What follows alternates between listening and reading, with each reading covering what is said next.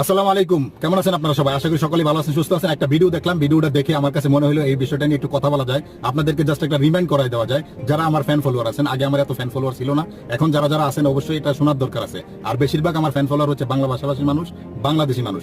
আপনারা শুনেন আমাদের মাননীয় প্রধানমন্ত্রী কি বলতে চাচ্ছে এবং কি বুঝাইতে চাচ্ছে উনি জনগণকে, আর জনগণকে আসলে কি সেই বিষয়গুলো বা সেই কথাগুলো অ্যাকসেপ্ট কতটুকু করবে কি না করবে সেটা আপনারা এই ভিডিওটাতে দেখেন। এই ভিডিওতে যখন আপনারা দেখবেন, এই কথাগুলো শুনবেন, তখন আপনার বুঝে আসবে। আপনার ভিডিওটা দেখতে থাকেন, তারপর আমি এই বিষয়টা নিয়ে কিছু কথা বলার চেষ্টা। সাশ্রয়ী হবে, লাল বাতিটা যেন জ্বলে না থাকে। লাল বাতি জ্বলে থাকলেই কিন্তু বিদ্যুৎ বিল উঠতে থাকবে। আমরা কিন্তু প্রচুর ভর্তুকি দিতে হয়। কেন এই ভর্তুকি দেওয়া লাগবে?